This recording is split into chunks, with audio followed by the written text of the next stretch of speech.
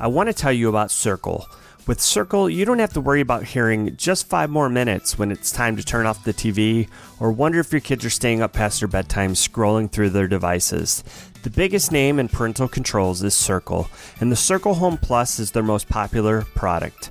From mobile phones and tablets to smart TVs and video game consoles, Circle's parental control device and app lets you set limits and filter content across every device, all from one app.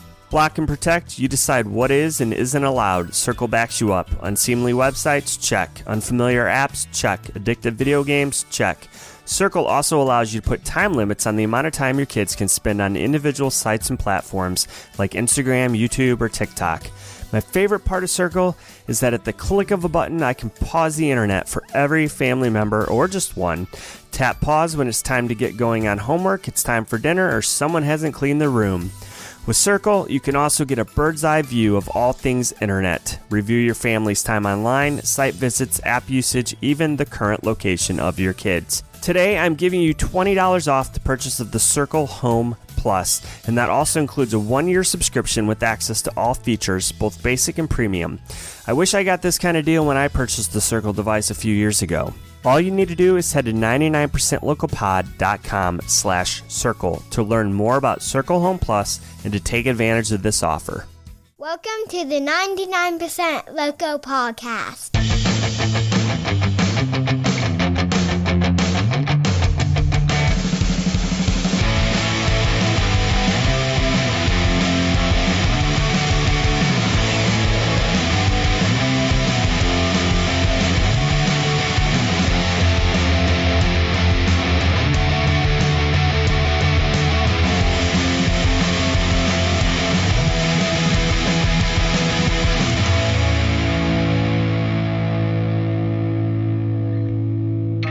Hey podcast family, welcome to another week. This brings us to episode number 39.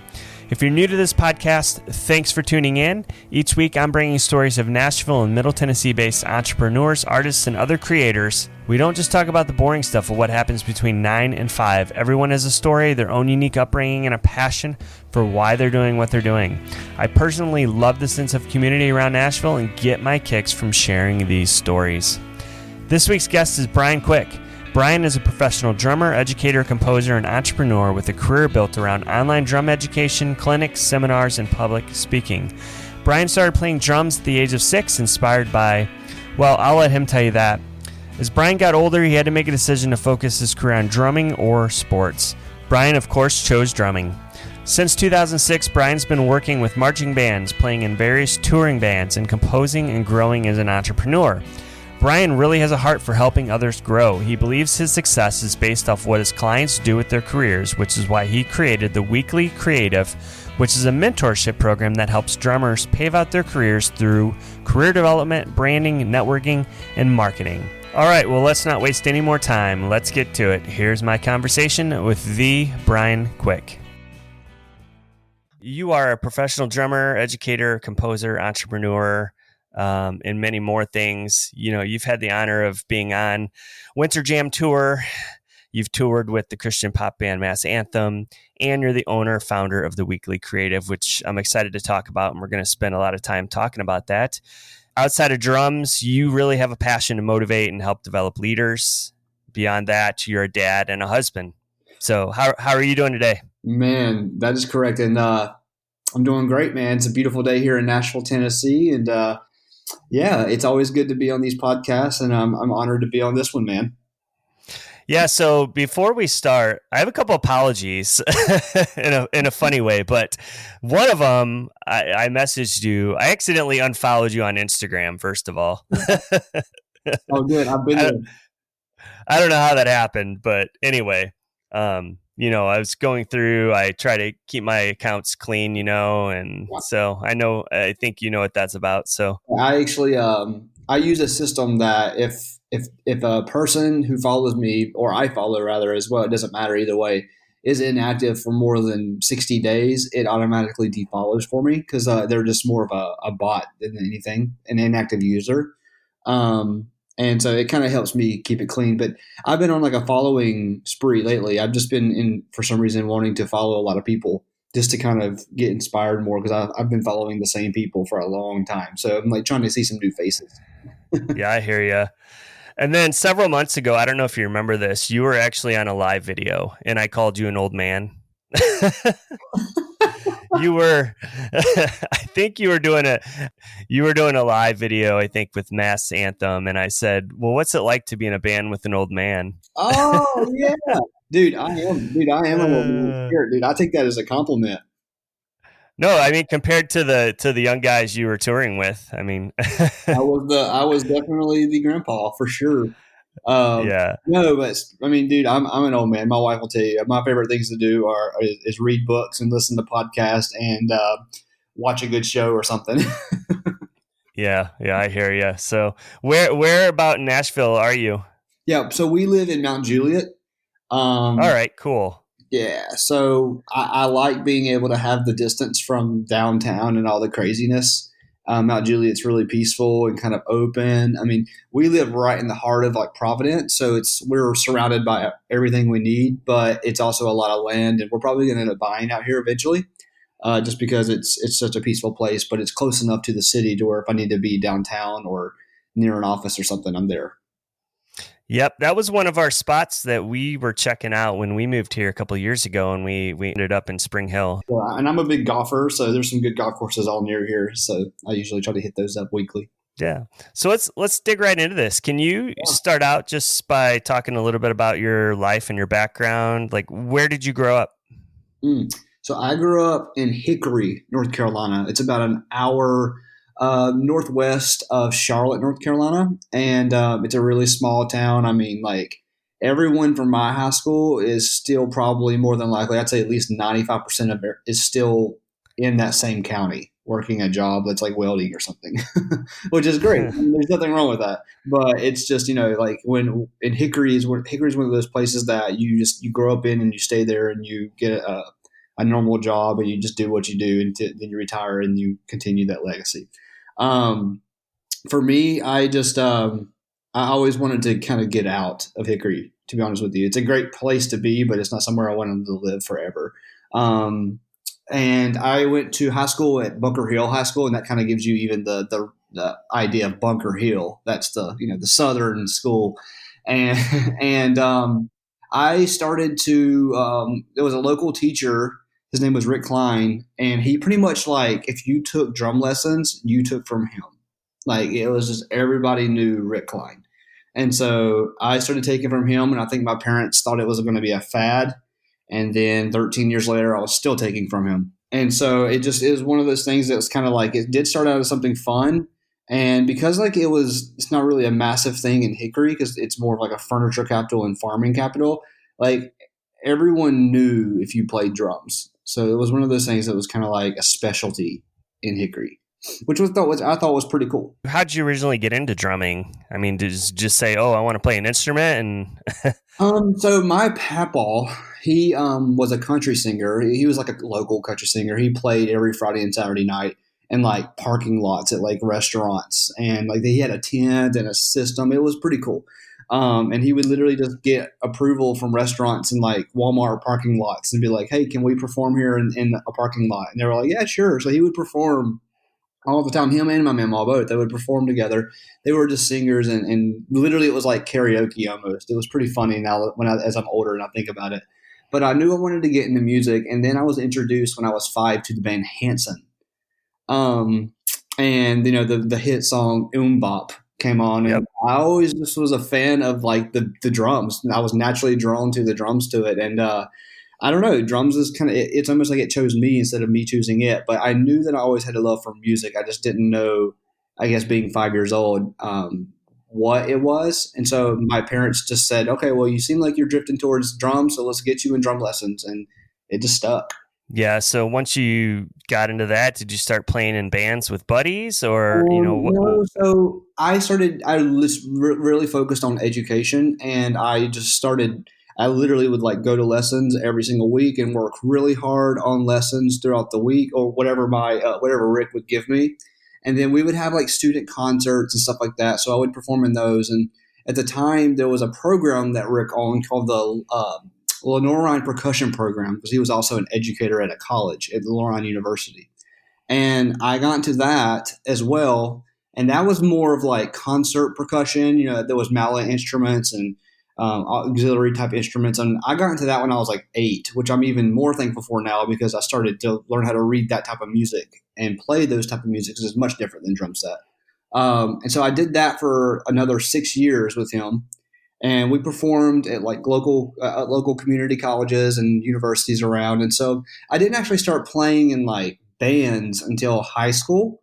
But that's also when I started getting into like marching band and stuff. And marching band was huge for me. I fell in love with marching band the first day I got into it. And at our school, when you were a freshman, you weren't allowed to play marching band. You had to take a year of symphonic band. However, true story, the cymbal player who was a senior at the time dropped out of school to become a stripper. Not even joking. And so she dropped out of school and quit band like 2 days before a parade, the very first parade of the season. And so they asked me as a freshman just to march cymbals. And I was like, oh, shoot, okay. I don't know anything about marching and playing, but so I went out there, man, and literally in 2 days just like learned some simple parts. And I was like, let's go as a freshman in high school and playing with all these seniors. And so, but it was a great experience because I kind of got just thrown into it, Let's move forward. I already mentioned you definitely have a heart and passion for helping others grow. And now you're doing that through really, to me, you're blending business and leadership development with music. And you have a organization or business you run called the Weekly Creative. Can you tell me about that and how you came up with it? Yeah, so that's my pride and joy, man. So I played drums, solely playing for the longest time, and I didn't even go to my proms in high school. I skipped prom both times so that I could stay home and practice because I wanted to be the best that I could be. But after a while, years later, I started to realize that I had missed out on so much opportunity to connect with people because I was just so focused on the drums. And so I started to refocus and rebrand almost in my own mind of what I wanted to do with drums. And there are tons of amazing drummers out there, like hundreds and thousands of amazing drummers out there, and hundreds of thousands of amazing drum educators out there as well. However, the problem that I've found as I've gotten a little older is that there are plenty of drumming education material. There's plenty of drumming education material, and there are a lot of great drummers out there, but there's no system or organization or business out there that teaches musicians and artists how to become brandable and change their mindset from becoming a musician to a CEO. Because that's what you are in the music business when you are an artist, as a drummer or a guitarist or a piano. You're your own CEO. You run a business, and you have to change that mindset. And so I started to I guess I started to just kind of ask questions to people about, hey, how are you becoming marketable, or what did you do to become successful in the industry? And I was on Winter Gym Tour, and I got to talk to a lot of great artists on that one who have been successful. So I just kind of started to kind of brainstorming what can I do to help this. And the Weekly Creative started out as just me sending out some emails every week, just kind of helping drummers learn how to get sponsorships, learn how to get the shows they wanted. But it's kind of turned into an actual course for actually helping musicians and artists become what they want in their life and their career. And the whole point of the Weekly Creative is to kind of put away the phrase starving musician. I'm sure we've all heard that. There's you're a starving musician. I hate that phrase because there is enough work out there for every single artist and every single drummer to make a great living. They just don't know how to do it. They don't know how to get to that point. And they also don't have a great grasp of what success actually is. And so not only is the Weekly Creative great for teaching drummers and artists how to build their career, but it's a great way for me to help artists and musicians to change the perspective of what success actually is. It's a mind thing. And I do a lot of talk about mentality and focused and perspective within the weekly creative as well. So it's just a great way to for me to instill education, but it's not drumming education. It's actually the opposite. You don't really learn anything about drumming in the weekly creative. You're learning everything about career development in the weekly creative. So would you say that's what really sets you apart from, other drum teachers clinics out there? I would like to say so. Yeah, for sure. Because there's great material out there for that, but there's great material out there for career content and development and stuff like that as well. But they're all coming from, business owners from a different standpoint, not from a drummer's perspective. And that's kind of where I'm going is, I don't own a massive real estate portfolio or I haven't been a CEO in a business, in a corporation or anything like that. I've just been an artist. And I think that there's a big line between where these artists are connecting with these massive entrepreneurs. Great material, don't get me wrong. And that's where I learn a lot of my stuff from too.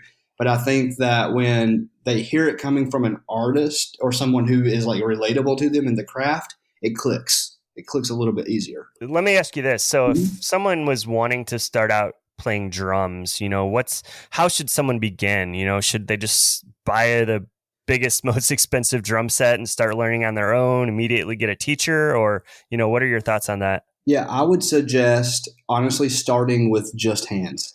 I tell all students that are just beginning, only thing you need is a snare stand and a snare drum pad and a pair of sticks, and start just learning rudiments.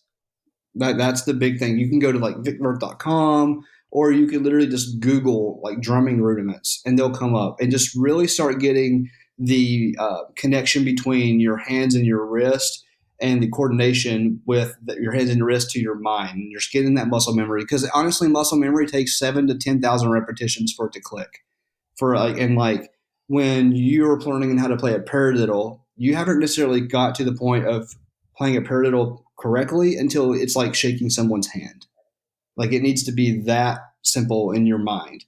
But the problem with it is like you can move one accent and it changes the whole feel. And so it's just, there's a never ending endeavor with drumming. But I would say when you're just starting out, I always suggest just learning how to play rudiments with your hands, and learn how to play with time, play with a metronome or something that keeps consistent time. And I would suggest doing that for 6 to 8 months before you ever even look at buying a drum kit. Yeah. Hey, I want to take a moment to tell you about Anchor. I absolutely love Anchor, and it's the easiest way to make a podcast. That's why I use it. Let me explain. It's completely free, and there's creation tools that allow you to record and edit your podcast right from your phone or computer. Anchor will also distribute your podcast for you, so it can be heard on Spotify, Apple Podcasts, and every other podcast platform out there. You can make money from your podcast with no minimum listenership. It's everything you need to make a podcast in one place. Switch to Anchor and never pay a hosting fee again. What you need to do is download the free Anchor app or go to anchor.fm to get started. What about genres? Like, should you, focus on one specific genre, like the music you're into, or, should you be open-minded and explore different types of drumming and different genres? Yeah, I think that comes with time. I think in the beginning, just focusing again, like on rudiments and stuff, like I said earlier, is the most important thing. You can play the rudiments with your favorite music, but we kind of drift towards music that we like and don't like. But as you start progressing in your career, I always tell every single person that I talk to about the same topic, never close off a music genre that you don't like. Like, you need to open your vocabulary up to every single genre and just learn how to at least respect it. Because, each genre has its own unique style. For me, I have a hard time with pop. Now, even like with Mass Anthem, the band that I play with, because there are so many tracks coming through the system that are just like drum parts that aren't even real. Right. And from a drummer's perspective, that's like, dude, that thing's putting me out of a job. or most of the time, like nowadays, like you can record a full album without any drumming, without any real drums or guitar or anything. It's all just created through the computer, right? And so that's kind of, it is an interesting new era we're in. At the same time, though, 95% of the time, these people who create this kind of stuff they're always wanting a live drummer to play it live. And that's where that gets tricky with this genre in pop, is because you're almost having to mimic a electronic drum and make it live, and it's just totally different, you know. And or they want you to put acoustic drums over the electronic drums in the setting of a live setting. So that's just like one genre, you know. I mean, I would say country music is the one genre that's still somewhat staying true to, like, you bring a drummer in and you record. Yeah. But even now, country music's still drifting to, like, you know, electronic stuff. But always be open to listening to every single style, because it's going to be a whole new, like, book. You literally, like, you put one book away and you open up another one and it's a whole new world. And so I feel like if you want to be a great drummer or a great percussionist or a great guitarist or whatever you want to do, you need to have a broad vocabulary if you want to survive in the business. So you asked this question on your Instagram a while back. I was just going through, and it was regarding being able to read music. So is reading music a must in the music business?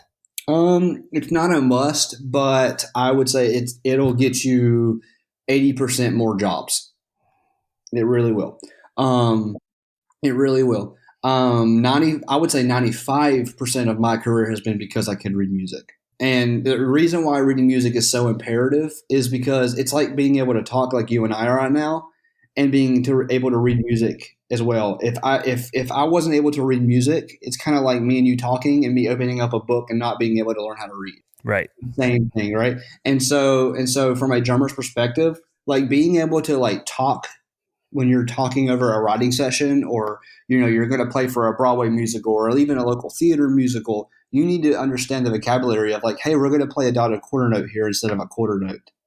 Or we're going to, you know, hey, let's put 8 measures of whole note rest, and then on measure 3, we're going to put a quarter note on beat 3.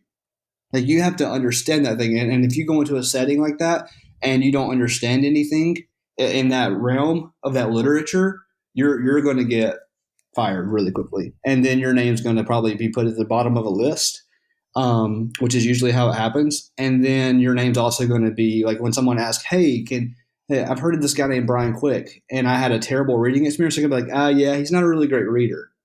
You know, so word gets around quick. And so just being able to learn the basics of reading is going to help you a lot. You don't need to be an expert unless you're going to be playing expert jobs. But I believe that every single drummer needs to know at least the base material of reading music. They should be able to at least open a book and be like, okay, I understand what most of this means. I can figure out the rest. All right, cool. Good to know. So I know this may be part of the Weekly Creative, but I know you in the past, you've hosted some clinics and drum camps and things like that. And obviously a lot of that's been put on hold because of the whole COVID thing. But I actually saw you're going to be starting some drum camps up here soon. Can you talk about those? Yeah, man. I just opened it up, actually. 8 more dates, and they're all going to be virtual, which is really cool. It'll be the first I've ever done. So it's going to be virtual camps, 8 of them throughout the rest of this remaining year. And it's going to be awesome because I could, most of the time I leave it to 5 to 6 people in a group just because of space and room in the studio. And just because I want to be able to give attention to every person. Well, with the virtual drum camp, I'm actually opening it up to 10 to 12 people because everyone's at home in their comfortability of their home in their own kit. And they're going to be getting all the information and all the drum material just sent to them. And so it's going to be really, really cool experience with that. But these drum camps, I want to make affordable. That's why they're only $200 for 3 full days. You're literally getting 24 hours worth of drumming in 3 days for $200, $199.99. And you're not only going to be learning drums, but I actually teach a lot of what I teach in the Weekly Creative in this. And so you're getting also social media content, marketing, branding material. You're going to be getting, what else am I adding in this specific one? Oh, you're also going to be getting like mental coaching, meaning that I'm actually going to help them develop a psychological plan to help them be able to succeed within the next 2020, within the remaining of this year is what I'm trying to say. Yeah. So it's going to be really cool. I'm assuming those are on your website. We'll give a plug for all your accounts and things at the end here. So back to a little bit more personal stuff. So I think in the past you had worked with church worship teams too, like just kind of developing and maybe consulting for them. Can you kind of talk about that, or are you still doing that? Yeah. So I still love doing that. I haven't been able to do it because of COVID. Right. So that's been kind of a barrier. But yeah, no, I love working with worship teams because they have and I'm a Christian, so this is no disrespect to worship teams or worship in Yep. general, but worship has a very one-dimensional focus, in my opinion, meaning that they focus solely on what worship drumming is or worship music is. And so I try to go into these churches and church worship teams and bring out a different perspective.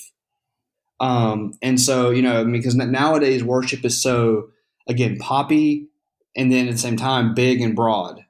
And, that's a hard game to play at the same time because pop is so staccato and big and broad is so legato. And so it's just two different worlds trying to mix together. And so I really love getting in here and actually trying to help these worship teams understand that they can still be Christians and step out and create good worship music. And at the same time, a lot of times worship drummers and these church drummers, they just need to learn how to play dynamically and simple, which is great. And I'm 100% for that. But Yeah. I also try to make sure that when I do these consultations with drummers, with worship drummers especially, that I try to push them a little bit in their skill level because they end up actually learning how to develop better playing parts in worship music that's still not overdoing it. But yeah, I love working with worship teams. How do you keep yourself educated? Whether it's, just, keeping up on leadership and leadership techniques, or whether it's learning new things about drumming? Man, that's a great question. I love that question. So I have my hands in a few different things. So I'm involved here in Nashville, Tennessee with the Chamber North, actually. And so I'm just involved with a lot of businesses around here. And so I do a lot of just kind of, I just get together with like mastermind groups here in the area. We just kind of learn what's working, what's not working together in business, which is really cool because I kind of get a different perspective of what are these businesses doing that are actually growing that I could implement into my career or other careers from an artist standpoint.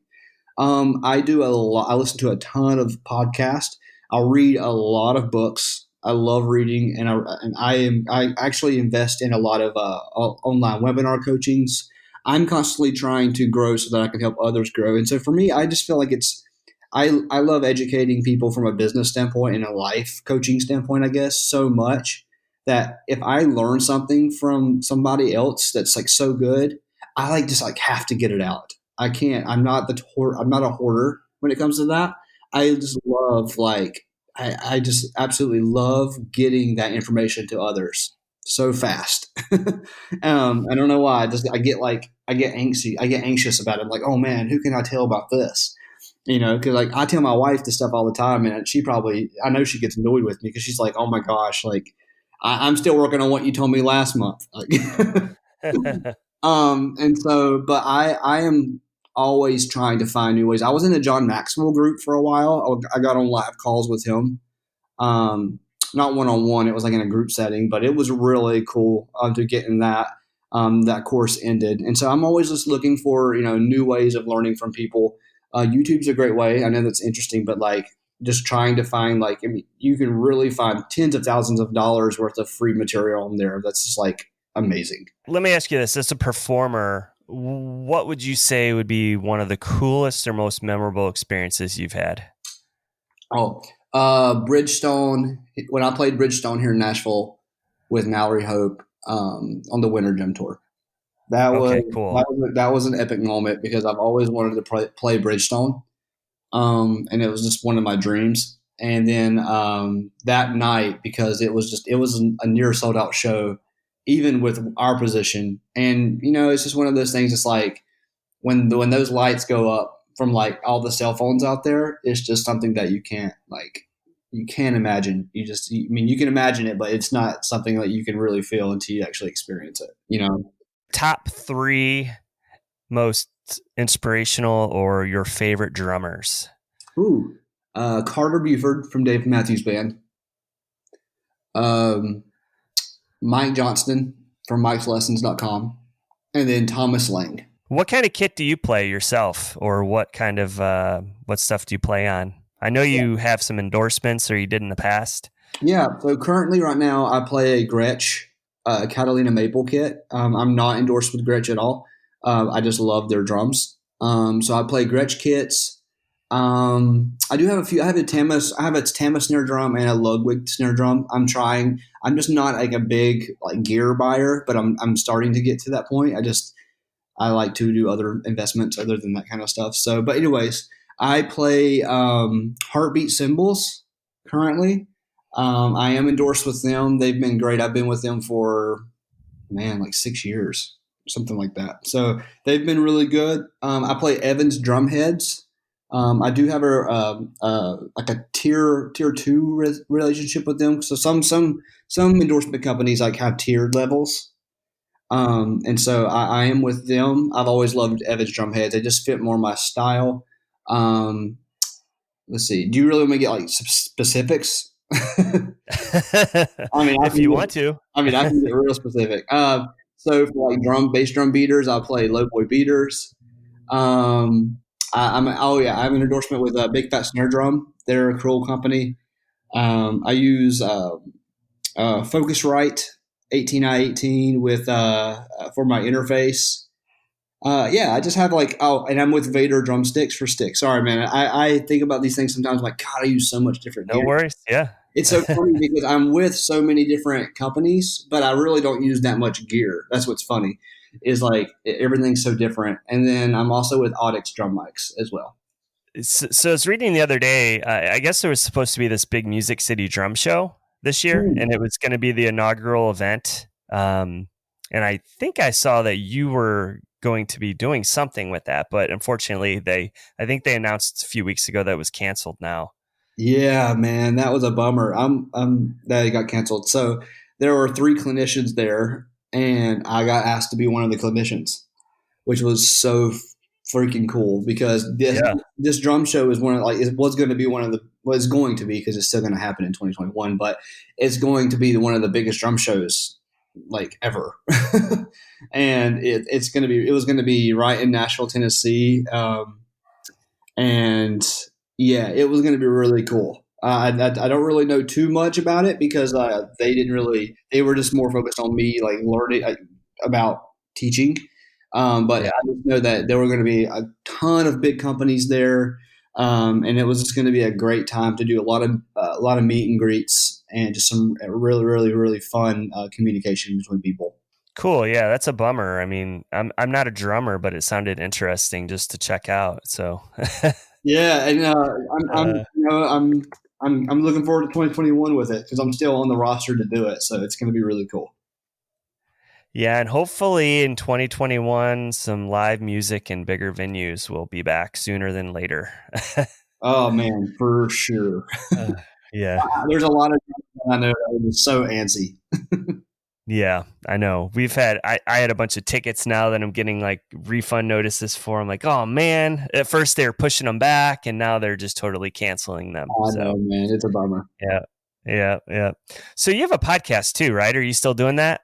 I do have a podcast. I haven't posted on the podcast in like a month, just because with my dad passing, we've been busy. And I've just to be straight with you, I've dropped the ball on it a little bit. And it has nothing really to do with drumming at all. It is purely motivational, leadership and business development, 100%. Well, awesome. What's it called? Bringing Value to You with Brian Quick. Okay, awesome. So if anyone does want to check that out, I listened to a few episodes early on, so yeah, I wanted to see if you're still doing that. So cool. Yeah, I'm still doing it. I just want to get back into that, and you know how it is. But I love doing podcasts. I really do. And actually, the next step with the podcast is to start doing more interviews because right now it's just been me. which has been great. And I love that. But I love getting different perspectives. So I want to start getting into that realm of interviewing others as well. Yeah. So, hey, outside of drumming, what do you and your family like to do around Nashville? Man, okay. So I mentioned earlier, I love to play golf. So Yep. I'm a big golfer. And then so we love to travel and we love to eat food. I know that's so like, well, yeah, everyone does, but we really do. Like, we really love to just get out and go try new restaurants in Nashville, which is one reason why we love Nashville, is because there's so many restaurants to go out and try. I don't know if you knew this, but we're actually expecting another kid. So we actually have. Oh, congratulations! Thank you. Yeah, she's Jennifer. My wife is 14 weeks this week, so we're on our way with that one. So that'll be fun. But we love to watch The Office. We love to watch shows. We love to get into shows. My son loves Power Rangers right now, so we do a lot of Power Ranger reenactments at our house, which is really fun. But yeah, we travel. We usually go out of Nashville at least once a month. We try to go somewhere just to be able to get away. And so that we just love to travel, eat food, and I love to play golf. So that's really it. Well, awesome. So shout out to your wife too. I know she's becoming quite a social media influencer as well. She's doing some similar coaching and things like you're doing, but specifically to women and with fitness. So that's awesome. She's killing it. I'm super proud of her. Yeah, well, that's awesome. So, Brian, thanks for doing this. Can you tell the listeners where they can find out more about you and what you're doing with the Weekly Creative? Yeah, absolutely. So the best place to actually figure everything out and learn more about me is my Instagram account, which is just the Brian Quick, THE Brian Quick. But my website is www.brianquick.net. And everything is there as well. And all the dates for the new drum counts are set up. Everything that you need to know about the Weekly Creative is on there. I am always available, usually, unless it's like 2 or 3 in the morning, even though I do get up at 4:30 a.m. usually, which I know is kind of weird. But I'm an early riser. But you can always direct message me or anything like that, and I will always respond. Within a few hours. I always am available for that. So any questions you ever have, please feel free to reach out. I love meeting new people. I really do. I really hope you enjoyed the episode. And as always, thank you so much for listening. If you'd like to get a hold of me, you can always email me at 99percentlocalpod@gmail.com. Or you can actually drop by the contact page on the website and send a voice message that may appear in a future episode. Speaking of the website, you can find it at 99percentlocalpod.com. And while you're there, make sure you catch up on any and all past episodes. If you'd like to support the show, you can do it in a few different ways. Please follow the podcast on Instagram or Facebook at 99percentlocalpod. Leave a review wherever you listen to this podcast. The best thing you can possibly do is share this podcast with your friends who might want to check it out. Lastly, would you consider contributing to this podcast on a one-time or ongoing basis? All contributions that I receive, 10% of that goes to the Well Outreach in Spring Hill, Tennessee. And until next week, stay safe and be kind to those around you.